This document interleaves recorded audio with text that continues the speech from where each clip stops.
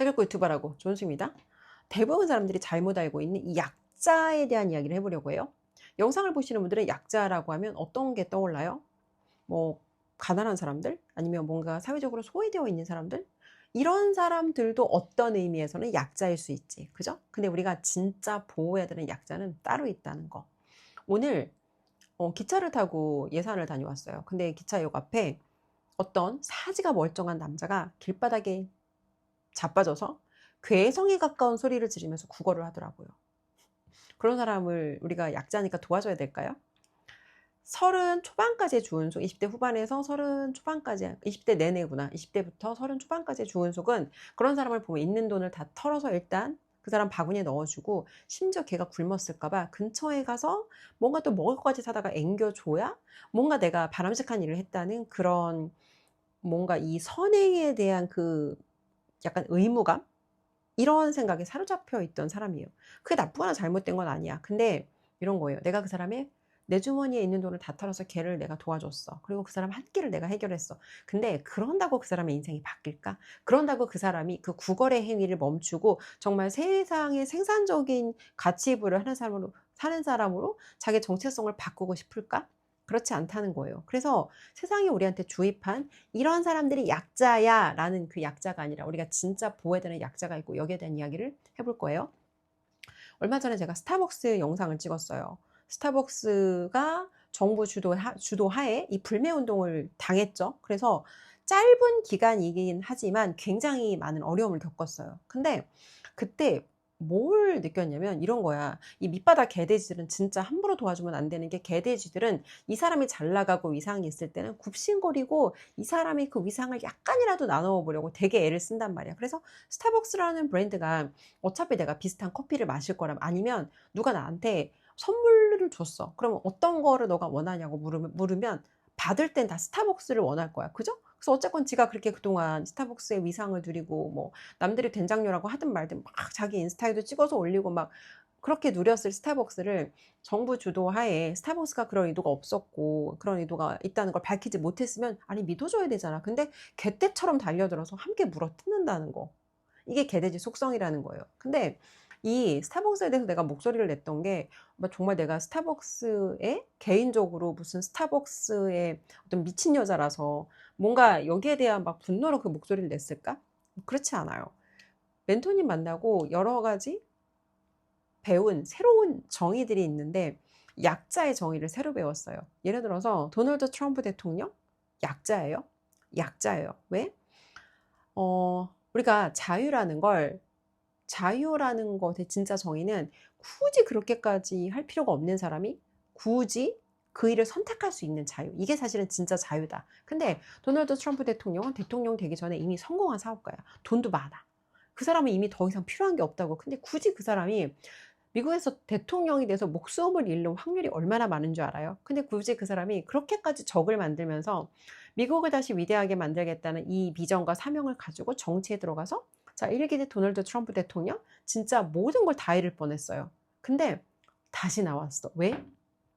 이 사람한테는 미국을 다시 위대하게 만든다는 진짜 큰 사명이 있었거든. 그래서 이번에도 사실은 출마하는 동안 몇 번이나 암살 시도가 있었죠. 근데 이런 거예요. 이 도널드 트럼프라는 사람이 만드는 이 미국을 다시 위대하게 만드는 가치는 싹 다 빨아먹으면서 개돼지들은 감사할 줄 몰라. 그리고 기회가 될 때마다 어떻게든 이 사람을 물어뜯으려고 하는 게 개돼지 속성이다. 근데 이런 일이 사회 곳곳에서 일어난다는 거예요. 그래서 스타벅스 사태도 지금은 스타벅스 코리아라는 기업이 겪는 일이지만, 언젠가 우리 동네 조금 큰 카페?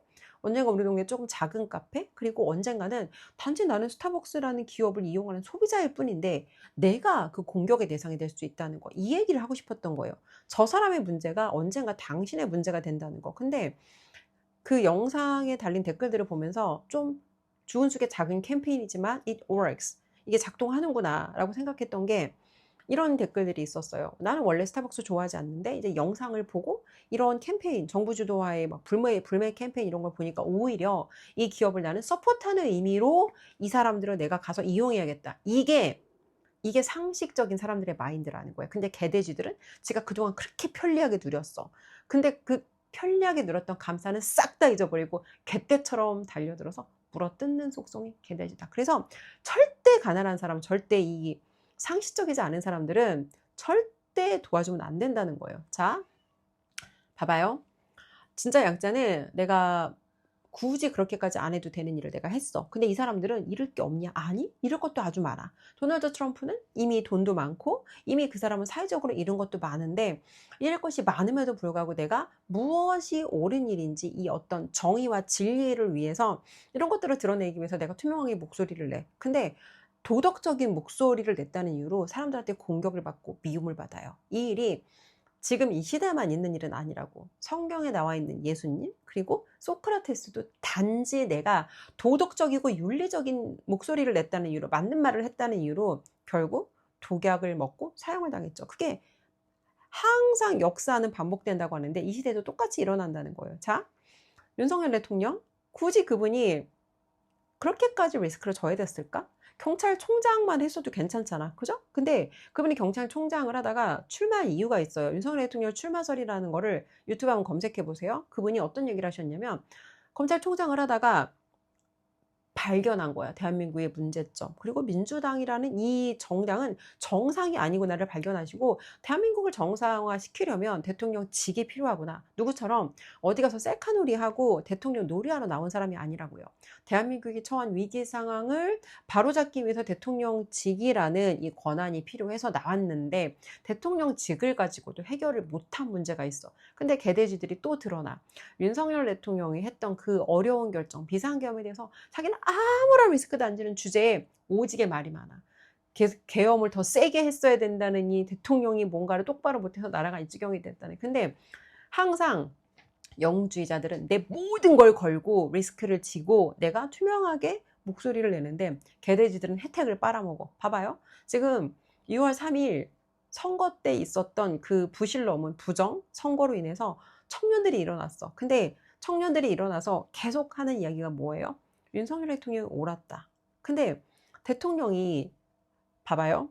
대통령의 직을 가지고도 하지 못한 일을 누군가 개인이 한두 사람이 나서서 과연 그 문제를 해결할 수 있을까? 근데 온라인에 보면 상식적이지 않은 사람들이 너무 많아. 그냥 개돼지 판이라고 보면 돼요. 그래서 잃을 것들이 많은 사람, 내가 잃을 게 많은 사람이 굳이 그렇게까지 리스크를 졌어. 근데 누구도 그 사람의 용기에 대해서 그 사람을 보호할 의지가 없다는 거. 이런 사람들이 우리가 진짜 보호해야 되는 사람들이라는 거예요. 가치를 만드는 사람이 가장 많이 비난을 받고, 가치를 만들었는데 개돼지들은 가치만 빨아먹고 기회가 될 때마다 그 사람들을 물어뜯고 끌어내리고 파괴하려고 한다. 위대한 영웅주의자들이 누구에 의해 파괴되나 보면은 가장 밑바닥에 있고 가장 개돼지 속성을 가진 인간들에 의해서 파괴된다는 거예요. 자, 우리나라에서 무슨 삼성이 만든 이 가치를 나눠야 된다 이런 개소리하는 인간들이 있는데, 미국에도 이런 정신 나간 인간이 있더라고요. 일론 머스크가 테슬라라는 기업을 지금 성공적으로 잘 이끌고 있죠. 자, 테슬라가 여기까지 오는 동안 다른 기득권 회사들은 뭐 했어요? 기득권 자동차 회사들은 자기들이 이미 만들어 놓은 그 어떤 인프라 기반에서 자기들은 이득과 혜택만 빨아먹었잖아. 테슬라라는 그 조그만 회사가 여기까지 오는 동안 얼마나 많은 이 피 흘리기를 했어요. 그죠? 근데 갑자기 테슬라가 잘 나가니까 뭐 스페이스도 있고, 그러니까 여기서 정신 나간 소리를 한 사람이 있는데, 뭐 저 지분을 국민과 나눠야 된다 이런 개소리를 하는 인간이 미국에도 있더라고요. 아니 여러분, 그 삼성이라는 기업이 본인이 리스크 지고 본인이 정말 여러 가지 리스크를 지고 본인이 피 흘리게 하면서 거기까지 기업 가치를 키웠는데, 아니 그걸 국민하고 왜 나눠야 돼? 이게 상식적인 얘기냐고요. 근데 이런 정신 나간 소리를 하는 사람들이 미국에도 있다는 게 너무 충격적이었어. 트럼프도 마찬가지예요. 대통령 출마하고 암살 위협을 몇 번이나 당하고, 심지어 1기 대통령 때는 진짜 그 사람의 모든 인생이 다 박살날 뻔했어. 근데 참 안타까운 게 이런 사람들을 보호해야 된다는 생각을 대부분 사람들이 하지 않는다고. 리스크는 그 사람이 혼자 싹 다 지고 혜택은 우리가 싹 다 빨아먹고, 이게 일반적인 개돼지들의 사고의 수준이라는 거예요. 가장 거대한 가치를 만들었는데 그 거대한 가치를 만들었다는 이유로, 그리고 내가 무엇이 진실인지 드러냈다는 이유로, 내가 도덕적인 발언을 했다는 이유로 가장 많은 미움과 비난을 받는다. 특히나 승부에 책임이 없는 사람들일수록 말이 많다. 오직의 말은 많은데 그래서 넌 뭘 했니를 물어보면 아무것도 본인은 현실에 기여한 게 없다는 거예요. 자, 이런 사람들을 보호하는 게 왜 우리가 성경적인지 여기에 대한 이야기를 해볼게요. 성경에 약자가 세 부류가 나와요. 과부와 고아와 나그네가 나오는데 이 사람들의 공통점은 내가 노출되어 있어. 근데 보호받지 못해. 그러니까 우리가 이 사람이 굉장히 뭔가 잃을 게 많아. 이 사람이 뭔가 잃을 게 많고 그럼에도 불구하고 이 사람이 투명하게 목소리를 냈어. 굉장히 그 리스크를 진 거죠. 근데 이렇게 노출되어 있는데 보호받지 못하는 사람, 이게 사실은 우리 공동체가 사실은 이런 사람들을 보호해야 된다는 거예요. 자, 봐봐요.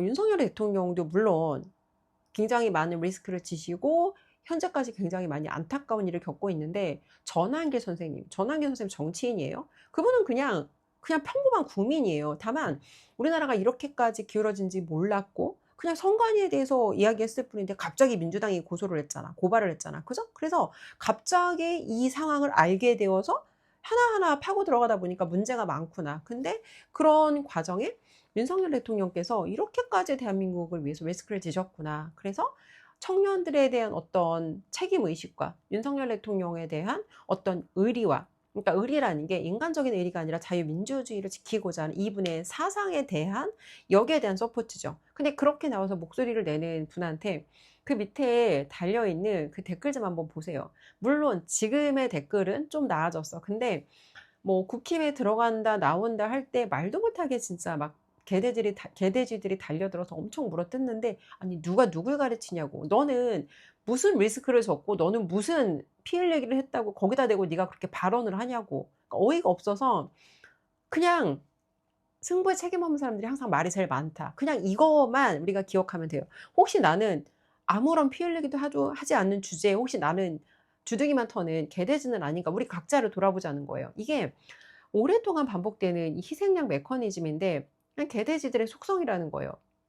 내가 어떤 일어난 사건의 사태에 대해서 누군가한테 책임을 물어야 되잖아. 그때 누군가한테, 한 사람한테 책임을 씌워서 그 사람을 비난하는 게 문제를 해결하는 것보다 훨씬 쉽거든. 그죠? 그래서 그 집단의 분노는 항상 목소리를 낸 사람에게 향한다. 자, 그러면 이런 사람들이 진짜 약자야. 그러면 약자의 반대편에 있는 사람들이 있겠지. 약자의 반대편에는 숨겨진 빌런들이 있어. 자, 빌런들 특징. 첫 번째, 빌런들은 절대 리스크를 지지 않아. 그리고 빌런들은 절대 자신을 노출하지 않아. 그리고 뒤에 숨어서 몰래 이득만 취해. 이런 사람들이 사실은 숨겨진 빌런이라는 거예요. 온라인에 어마어마하게 많죠? 성경에도 이런 사람들이 나와요. 성경에 화 있을진저 외식하는 서기관들과 바리새인들이여, 너희는 율법에 더 중한 바 정의와 긍휼과 믿음을 버렸도다. 자, 무슨 얘기냐면 겉으로는 의인인 척하면서 실제로는 아무 리스크도 지지 않고 본인의 어떤 권력과 이득만을 독점했다, 그런 말씀을 하시는 건데, 그럼 이 시대의 바리새인은 누굴까? 이 시대의 바리새인은 뭔가 뒤에 숨어서 비겁한 짓을 하는 사람들, 아니면 뭔가 숨어서 자신의 이득에 따라 여론을 조작한다거나, 아니면 가난한 사람을 내어서 가난파리를 해. 가난한 사람을 앞세우는데 실제로 그 가난을 파고 들어가 보면 지 이득을 위해서 가난한 사람의 그 뭐라고 할까, 가난한 사람의 그 가난파리를 해서 실제로는 지주머니를 챙기는 인간들, 이런 사람들이 사실 현대판 바리새인이라는 거예요. 그러니까 이런 사람들이 사실은 우리가 진짜 조심해야 되는 이 숨겨진 빌런들이고, 투명하게 목소리를 내고 올바른 목소리를 내고 도덕과 윤리와 무엇이 진리에 가까운 것인지를 투명하게 드러내는 사람들, 사실 이런 사람들 우리가 지켜야 되는, 진짜 우리가 보호해야 되는 진짜 약자라는 거예요. 자, 마지막. 주은숙 채널에서 누군가는 싫어할 수도 있어. 실제로 욕하는 사람 많아요. 너는 왜 그렇게 가난한 사람한테 맨날 가난이라는 키워드를 쓰냐. 근데 봐봐요. 하나님이 정말 우리한테 다 주셨다면 왜 우리가 가난하게 살아야 되고 왜 우리가 가난을 미화해야 돼요? 하나님께서는 가난을 미화하신 적도 없고 하나님께서는 자본주의에 대해서 악하다 하신 적도 없어요. 다만 하나님을 섬기는 것보다, 하나님을 따르는 것보다 내가 부와 재물과 세상적인 것을 따르는 태도에 대해서 경계하도록 주의를 주셨을 뿐이지, 누군가에게 가치 부여를 하고 내가 세상의 문제를 해결하고 누군가를 도와줬다는 그 대가로 내가 부를 얻은 것에 대해서 하나님께서는 여기에 대해서 잘못됐다라고 말씀하신 적이 없다고요. 자, 저희 멘토님께서 항상 하시는 말씀이 하나님의 자녀가 되기 전에 부자의 자녀가 되라. 다시요. 하나님의 자녀가 되기 전에 부자의 자녀가 되라. 이게 무슨 얘기일까? 한번 우리 생각을 해보자고요. 세상에 진짜 큰 가치 부여를 하는 사람들이 어떤 사람들인지, 진짜 밑바닥 가난에 쩔어 있는 사람들인지, 이 이기적인 소비자들인지, 아니면 큰 기업을 만들고 내가 리스크 테이킹을 하면서 많은 일자리를 만들고 가치를 창출하는 기업인들인지 한번 생각을 해보자는 거예요. 그러면 가난한 자들의, 이기적인 가난한 자들의 삶과 큰 기업의 어떤 가치를 만들어내는 끝점의 부자들의 삶 중 어떤 게 더 성경적이냐는 거예요. 왜 부를 자꾸 악마화하고 가난을 자꾸 미화하냐는 거예요. 자, 부자들은 문제를 해결하는 사람들이고, 문제를 해결한다는 건 인간의 본질이 무엇인지를 끊임없이 고민하고 찾는 사람들이에요. 그리고 부자들 중에서, 물론 다 그런 건 아니에요. 자기가 부를 쌓는 과정에 얻게 된 진리와 깨달음을 세상과 나누는 사람들, 그리고 이걸 마지막 끝점에 자기의 사명으로 삼는 사람들이 많다는 거예요. 근데 가난한 사람들은 언제나 자기 문제에 빠져 있고, 언제나 감정적으로 자기 문제가 가장 크고, 세상의 다른 사람 일에는 아무 관심이 없는 사람들이 가난한 사람들이라는 거예요. 그래서 이 부자들이 말하는 그 삶이, 사실은 본질에 가까운 이 삶이, 부자들이 말하는 이렇게 사는 것이 본질에 가까운 삶이다라는 그 삶이 사실은 성경에 나와 있는 인간들이 마땅히 따라야 할 그 삶과 가장 맞닿아 있다는 거예요. 그래서 하나님의 자녀가 되기 전에 부자의 자녀가 되라고 저희 멘토님께서 이야기를 하시는데, 왜냐하면 가난의 방향을 내가 택한다는 건 성경에 좁은 길과 넓은 길 나와요. 편안한 길, 대부분 사람들이 가는 길 한번 생각을 해보자고요. 부자들이 가는 길이 좁은 길인지, 대부분의 사람들이 택하는 이 편안한 길이 좁은 길인지 생각을 해보자는 거예요. 세상의 가치를 만들어낸다는 건 내가 가치 부여하면서도 누군가한테 욕을 먹고 비난을 받아야 되고, 심지어 누군가가 나를 시기 질투해서 나한테 작은 어떤 이슈가 생겼을 때 그 사람들이 나를 파괴하려고 개떼처럼 달려들 수 있는 이 어마어마한 리스크를 지면서 계속 이 저항과 싸우며 나가는 사람들이, 이 사람들이 사실은 진짜 끝점의 부자들이라는 거예요. 자, 가난하면 훨씬 더 내가 유혹받을 일이 많아요. 가난하면 내가 훨씬 더 죄와 가까워지기 쉽기 때문에 그 밑바닥 가난에서 반드시 벗어나서 내가 세상에 더 가치를 만드는 사람으로 살자는 거예요. 이게 왜 나빠요? 자본주의적인 것이 가장 성경적인 것이다. 다시요. 가장 자본주의적인 것이 가장 성경적인 것이다. 진정한 자본주의의 그 본질은 탐욕이 아니에요. 누군가의 것을 뺏어서 내가 갖는 것도 아니고, 하나님이 우리한테 다 주셨다고 하잖아. 그죠? 많은 크리스찬들이 하나님이 다 주셨다고 해요. 근데 하나님이 다 주셨는데 왜 우리가 가난하게 살아야 되냐는 거예요. 하나님께서 정말 다 주셨다면 나한테 주신 그 달란트만큼은 내가 꺼내서 그것의 가치를 최대한, 내가 세상의 가치를 만들어 보는 일을 해야 되지 않겠냐는 거예요. 왜 이기적으로 자기 문제에 빠져서, 왜 이기적으로 자기 삶만 들여다보면서 그렇게 이기적으로 사냐는 거예요. 하나님께서 성경에 달란트를 종들에게 나눠주시고 아무 가치도 만들지 못한 종을 꾸짖으세요. 게으르고 심지어 악하다고까지 하세요. 그리고 하나님께서 말씀하신 그 현숙한 여인은, 잠언에 나오는 현숙한 여인은 밭을 사고 포도원을 경영하고 직원을 고용해요. 이 사람은 리스크를 감수하고 내가 가치를 만드는 일을 한 거예요. 이게 성경에서 말한 가장 이상적인 모습이라는 거. 하나님께서는 우리가 세상의 가치를 만드는 사람으로 살기를 원하신다는 거. 그래서 가장 자본주의적인 게 가장 성경적이라는 이야기를 하는 거예요. 자, 마지막 진짜 중요해요. 리스크를 지지 않으면서 가치를 만드는 사람들의 것을 나눠야 된다고 주장하는 이런 개돼지들이 있어요. 이건 자본주의 왜곡이고 동시에 절대 성경적이지 않은 비성경적인 주장이에요. 하나님께서는 우리한테 주신 달란트를 너희가 충분히 활용해서 가치를 늘려가시는 걸 원하지, 부유한 자들의 것을 뺏어서 공평하게 나누라고 말씀하신 적이 없어요. 그래서 이게 자본주의 왜곡이고 동시에 굉장히 비성경적인 관점이다. 근데 내가 하나님을 믿는다는 사람들이 이런 발언을 한다? 하나님을 믿는 하나님의 자녀는 절대 이런 타인의 것을 뺏어서 나누자는 발언, 이런 생각을 할 수 없고, 절대 사회주의를 옹호할 수가 없다. 우리가 진짜 보호해야 되는 사람은, 우리가 진짜 보호해야 되는 약자는 가난한 사람이 아니라 링 위에 올라서 리스크 테이킹을 하면서 우리 모두를 대변해서 싸우는 사람들이에요. 지금 우리 주변을 한번 보세요. 우리 모두를 대변해서 내가 리스크를 지면서 내 어떤 피 흘리기 대가 지불을 하면서 공개적으로 싸우는 사람들이 있어요. 그리고 심지어 누구도 나를 보호해 주지 않아. 혼자 노출돼서 그 모든 리스크를 지면서 고독하게 이 싸움을 하고 있는 사람들. 그런 사람들이 진짜 약자라는 거. 그리고 그런 사람들이 우리가 진짜 보호해야 될 대상이라는 거. 이걸 반드시 기억하세요.